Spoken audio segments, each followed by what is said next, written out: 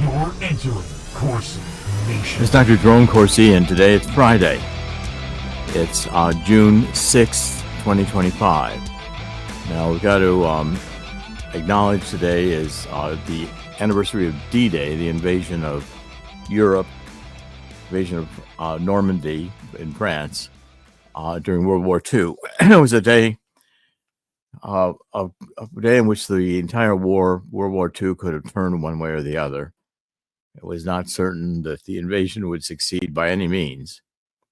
And it had been planned for years, and Eisenhower finally decided that it was time to go, even though the weather was not particularly good. And that actually, in some ways, helped the invasion because the Germans didn't expect that we would try an invasion when the weather was as bad as it was on June 6, 1944. But we invaded, and it succeeded. And through the grace of God, we managed to roll back the Nazis and win World War II at great cost. And the heroes who fought that should be, and hopefully will be, remembered forever in the annals of American history and in the true pride and dignity and valor with which they fought. And many, many young men and women died that day that never did see a full life, giving up their lives for freedom. So we must honor our veterans, especially on a day like today, and salute all those who have worn the uniform. And I will remind myself as many times as I can when I'm in Washington, D.C., to go to Arlington Cemetery and just spend a few hours reading the tombstones of those who have died in our various wars defending this country, so that we may have the freedoms that we have, freedoms that are constantly threatened to be gone, and even today are under attack by the globalists and the New World Order crowd that wants to basically kill the majority of the human beings alive on the face of the earth. But as I say, in the end, God always wins, and God won on D-Day, and may God win again today. Let's get into, I think the major story for today is, of course, the Elon Musk, Donald Trump feud. And I want Chris to come on. We've got a couple of interesting ideas here, but just here's the background of the feud: is that Trump, Elon Musk is a character. Okay, he is enormously wealthy and has been brilliant in what he does, and has done SpaceX, and he's done all. He's just remarkably in terms of his achievements. But he was known as being more on the left, coming out of Silicon Valley. And of course, Craig Lund, if you put up Silicon Satan, would and will argue that Elon Musk has had to give tribute to the gods of Silicon Valley, which are not Jesus Christ, they're Satan. And satanic, Silicon Satan tells the story of what it's really like. And I've had emails from Craig arguing that Elon Musk succeeds in part because he has gone to the dark side. Now, again, and by the way, Silicon Satan on CorsiNation.com, really take a look at it. Craig Lund is doing great animations. He's really a brilliant guy. And the story he writes, I'm covering it there. Chris is showing you on the screen. Greg Lund, who is a character himself. He's been through the Satanism of Silicon Valley. He escaped. He did not want to go down the evil path. He tried to save his soul, and hopefully has. And he's now telling the story of what it's really like. And it is a grim story, but it's one I think I'm encouraging everybody to read. Now go back to, and by the way, Mike McCormick is also there. Mike McCormick is telling a very similar story of the satanic evil that we're living. Mike McCormick was with Biden as his stenographer, and his blog feed is extremely good. He's looking at the Catholic Church and the pedophilia and the drug trade, and it all ties together with this massive evil that we're experiencing right now. Okay, so let's go back to Elon Musk now, and this public feud. So yesterday, Elon Musk is first of all, he's grabbing the spotlight from Trump, and so Trump and a lot of the people in the White House don't like anybody except Donald Trump being center stage. And here he's sharing the Oval Office with Elon Musk, like as if Elon Musk were president. The Democrats lost their mind. Elon Musk has no elected position. What's he doing being president? Is he the president, not Trump? Well, Trump can't take that for very long, and that's going to wear on him. And then Elon Musk is, I'm sure, smoking tons of dope and all kinds of other things that he does. So between his drug habits, which I don't think are as excessive as Hunter Biden by any means, but I don't doubt that he has smoked some marijuana in his time. And he's weird. He's got certain kind of autism. He's just a strange guy. And so he did the Doge, and he found all of this massive government waste, U.S. aid and the NGOs, this whole racket where the left creates an NGO, Black Lives Matter, and then they fund it with all kinds of grants through Congress. There's millions of dollars flow into Black Lives Matter, and then they contribute to Democratic candidates running for office. So it's just a stealing of the public treasury through NGOs.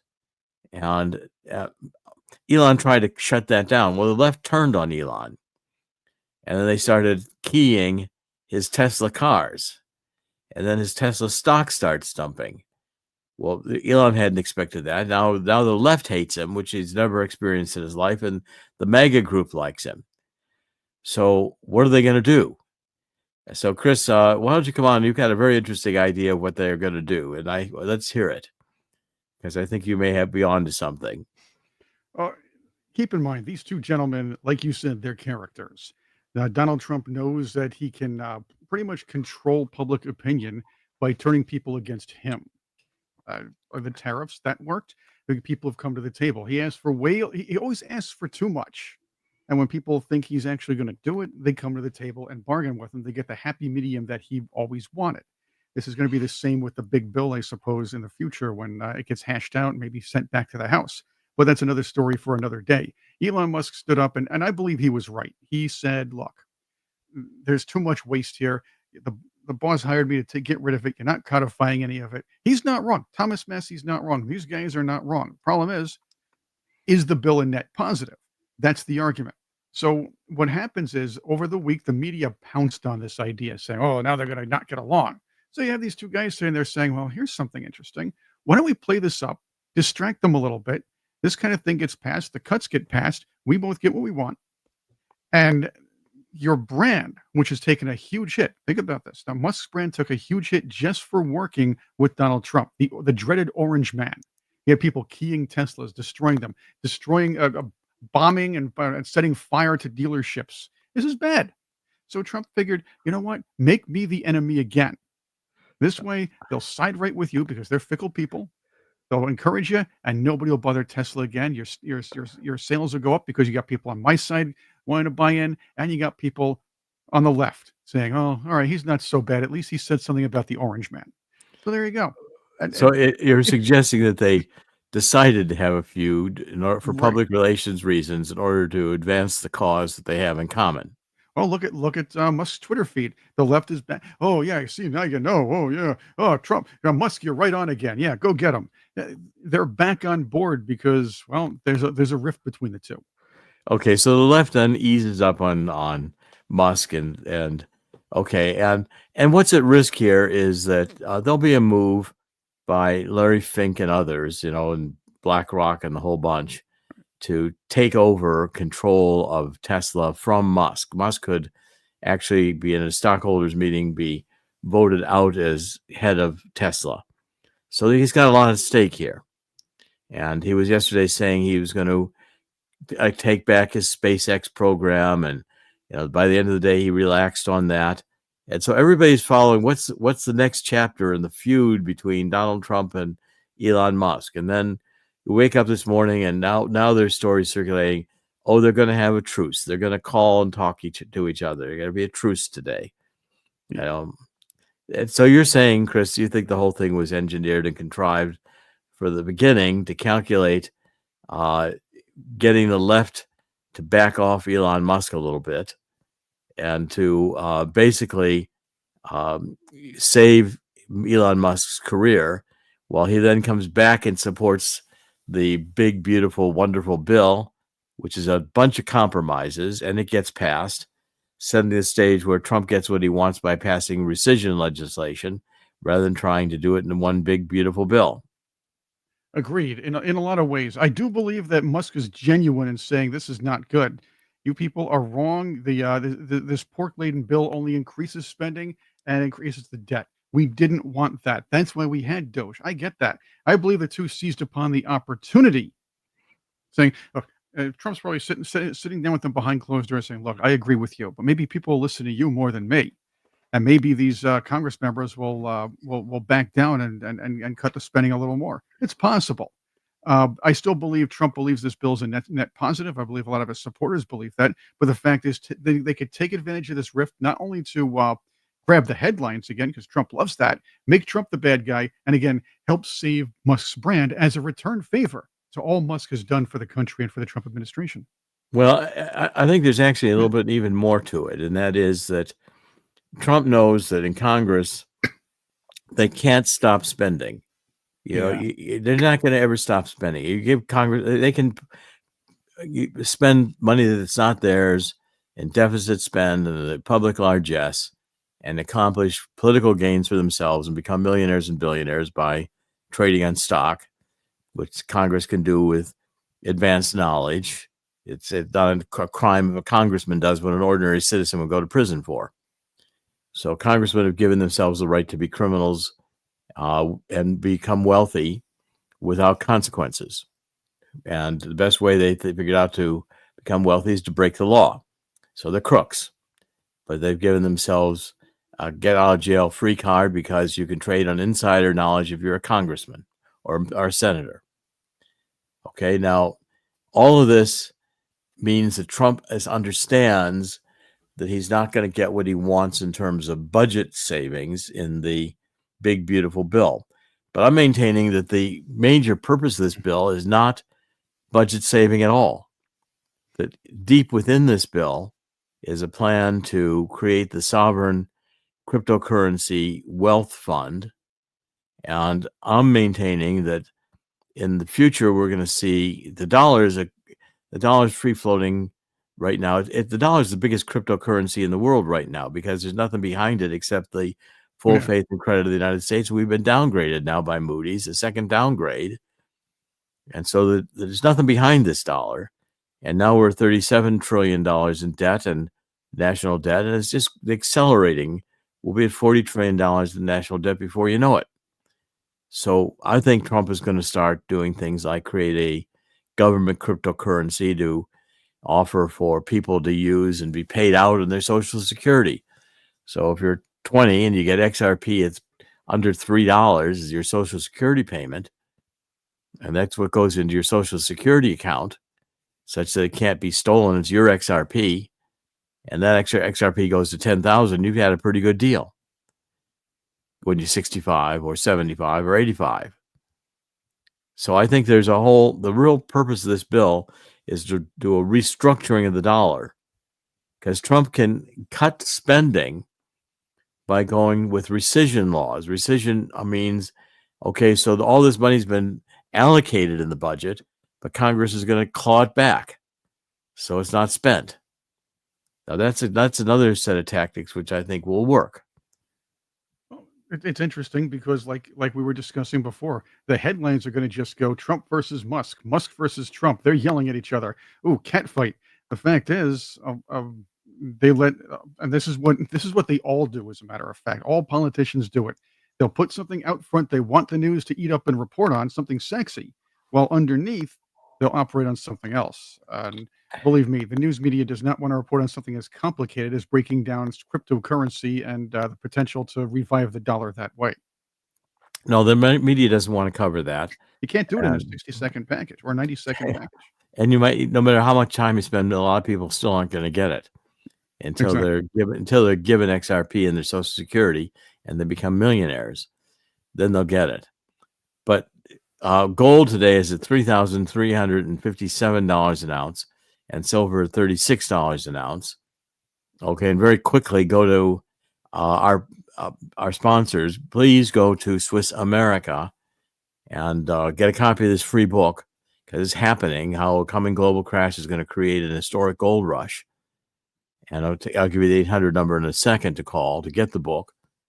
But also get a self-directed IRA, so you can own some gold and silver in your IRA and have an asset that appreciates, by the way, without tax deferred when your IRA. Here's the book. Chris is showing the cover, the 800 number. Call and talk to Swiss America. They're not going to hammer you into buying gold and silver. They're going to offer you opportunities and explain it to you. They're going to educate you. Consultative selling. 1-800-519-6268. Write it down. 1-800. So it's 800 call. It doesn't cost you anything. 1-800-519-6268. Talk to Swiss America. Okay, I want to keep going today, and so let's keep moving through some other stories. I like the story about Lindsey Graham.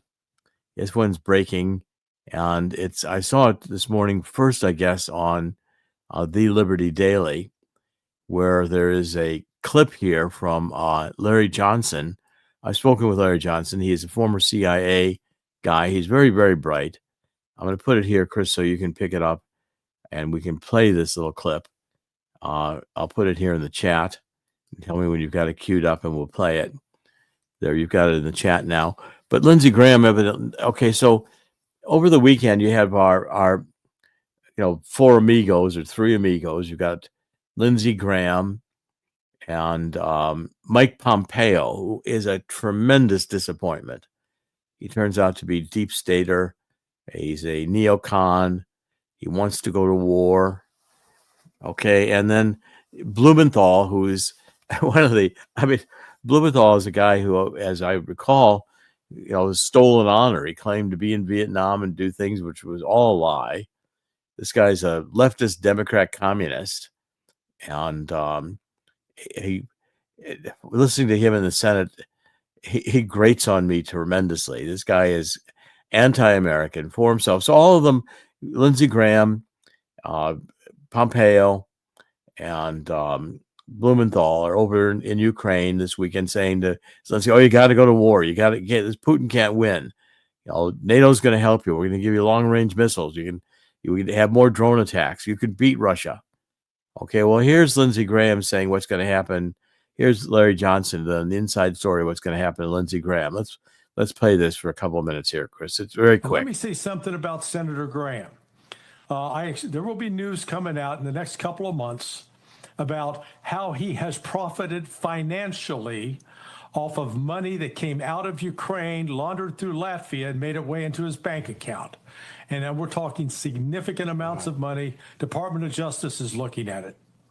All right, those are serious allegations leveled by former CIA officer Larry Johnson.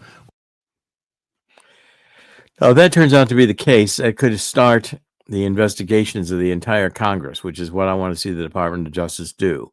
Why is Pocahontas, is Elizabeth Warren, worth $68 million? Nancy Pelosi, who started her career at the end of World War II in the 50s as a bathing beauty contest queen. And now she's worth, I don't know how many millions of dollars she's worth with her husband. And he seems to have these strange male intruders in his house who are attacking him. Sure sounds like that's homosexual activity.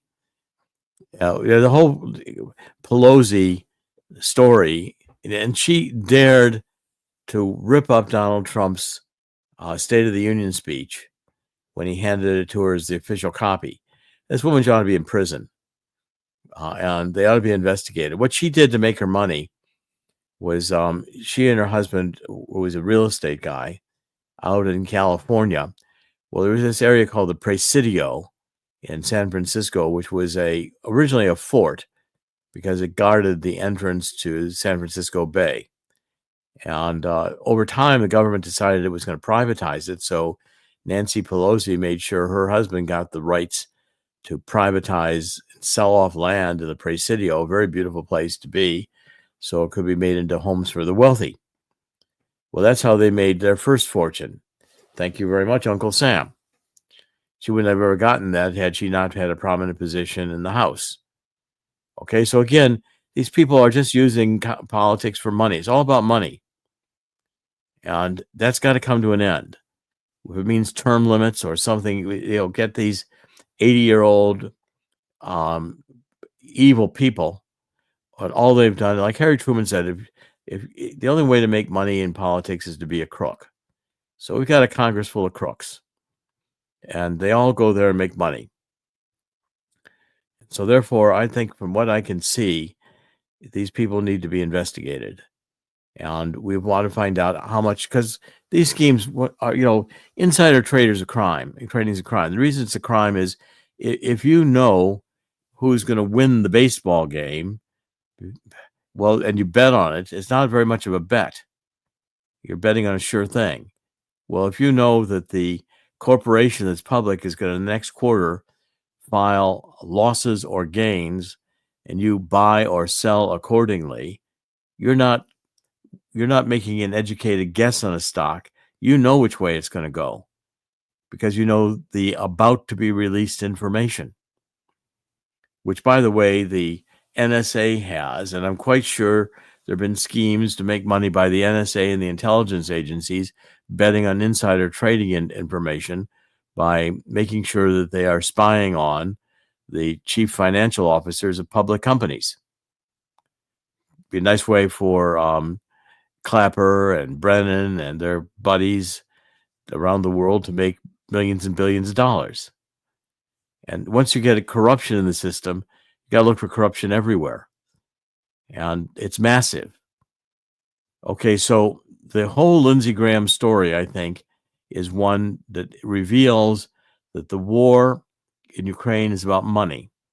And the reason that Western Europe wants to go to war is twofold. One, I think the deep state would rather have thermonuclear war than have Donald Trump.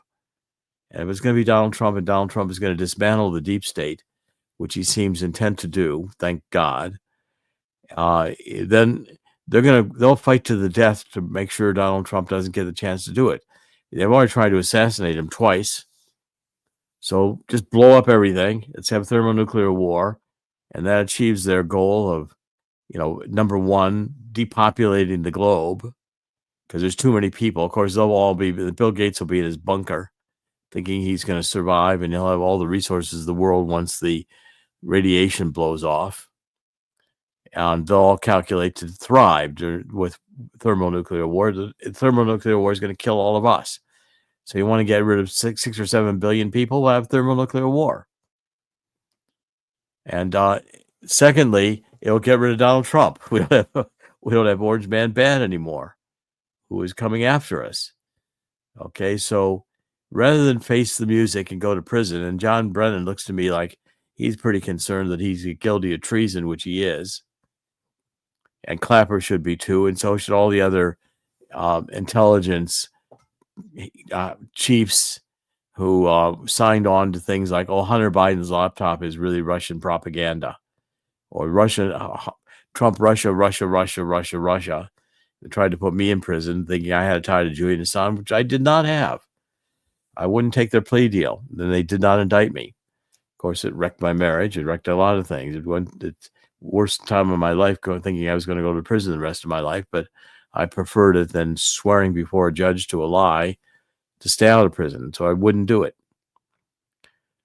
Okay, now the situation we're at with Ukraine, and I want to cover this too. I'll get some footage here, which I saw today of what's going on in Ukraine, and it is massive. I think it was on Gateway Pundit that I saw it, and Russia has evidently attacked Kiev with missiles and drones, which is pretty much what I thought they would do, attack Kiev.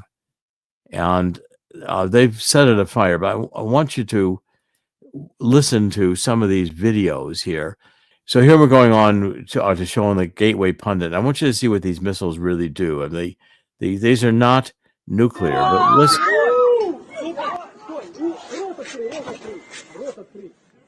So what the missile's going to hit, and the shock waves are horrendous.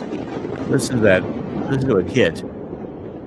The noise of that, and the shock wave, and it almost looks like it's got a mushroom cloud to it. And it's got lightning in the mushroom cloud. I mean, it's a frightening weapon, whatever this is. It does not appear to be nuclear, although it has all the characteristics of a mushroom cloud. And that's a massive weapon. And you can see them now. They're just taking pictures of the concussions of these weapons. It's just tremendous. And it's just the city's on fire. Moscow, they put Kiev on fire. Okay, now Trump is going to say again to Putin, this is a retaliation attack for the drone attack on the Russian airfields. By the way, Putin was smart enough that a lot of those airplanes were balsa wood. It was like in World War II, they put George Patton, who the Nazis thought was their best general, our best general, and he was. He was sitting out the Normandy invasion. He had a whole decoy army, and he was the general there, and the Germans were following them. They were trying to convince the Germans that we were going to attack at Pas de Calais, not at Normandy, and it worked. So here's more explosions. I mean, these are massive fire explosions that look like they are mushroom clouds, although I don't see any reports that they were nuclear weapons, but they are massive, probably conventional weapons that certainly look like nuclear weapons in their destructive ability. Huge bomb noises. So there you get the blast, and then a shock wave, and then everything starts burning up. So if this was the attack on Kiev, Putin is saying, he's getting sick of Zelenskyy. Of course, this will just now lead France and Germany and the Great Britain to say, oh, well, we got to retaliate again. We got to show them. Well, what Trump is saying is just stop it. He's telling Putin, just stop it. Don't do any more war for a while, and we'll get this thing under control. Well, that's just not going to work. It's a good idea, but in the tendency, when people start fighting, one action leads to another action, reaction, and so therefore retaliation becomes almost necessary, or you lose face. And so in this whole thing, the only solution is to quit funding Zelenskyy. Zelensky's a damn fool, but he's not so foolish. I think Zelensky's probably a dead man walking if he doesn't keep the war going, because his wife's bought millions of dollars of jewelry in a very fashion shopping spree that was very public. He's owning mansions around the world, probably even in the United States. He's nothing but a comic actor, a jerk comic actor wearing a fatigues costume as if he's a fighting soldier. Well, he's not fighting anything. He's flying around eating caviar and doing cocaine and making a big name for himself and being courted by Lindsey Graham and the corruption. Let the money flow. It doesn't make any difference how many people are killed. As long as the arms are produced, the money's flowing, and maybe they can save Europe from going into bankruptcy. Either that or the Muslims in all these countries are going to take over and kill all the white people. Okay. Of course, we can't talk about white people. Oh, by the way, the Supreme Court made a 9-0 decision that a white person, it's not okay to discriminate against a white person in an employment situation. Well, I wish they do the same for schools, apply that same ruling, and you'd get some students back in these schools instead of having DEI diversity. And the major courses at Harvard are Chicano studies and black studies and this studies and that studies. And what they're not doing is reading, writing, and arithmetic. And certainly nobody is focusing on hard science or any of the questions of history or the traditional subjects of education. So the Supreme Court basically has made it easier to claim reverse discrimination in employment. They need to extend this to do reverse discrimination should be a legitimate claim in being denied access to a school, denied admission. When your scores on your admissions tests are high, and yet someone of a different race gets into the school with lower scores. Okay, again, these reverse discrimination cases seek to redo decades of leftist-oriented racial laws and court decisions which were aimed at doing nothing but causing racial division and contempt for America, and the whole purpose being to destroy America. By the way, I'll put up, Chris, the cover of my book on the truth about neo-Marxism, cultural Maoism, and anarchy. I got called by a London bookstore this week, and they said they're ordering 10 copies of this book and putting it in their front window. The book is gaining some international attention now. It's really kind of one of the best books I've written.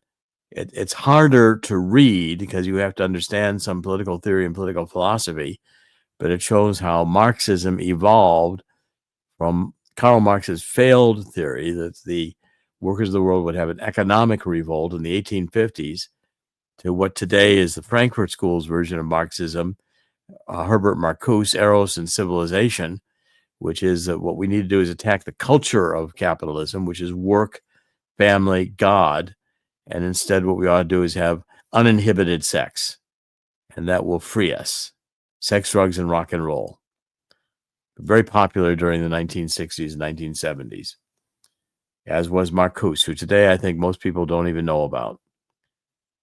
Okay, that book is, I highly recommend that book, and it's in my series. The first one was The Truth About Energy, Climate Change, and I'll pull it from right. Let me pull it from the. I'll show it to you.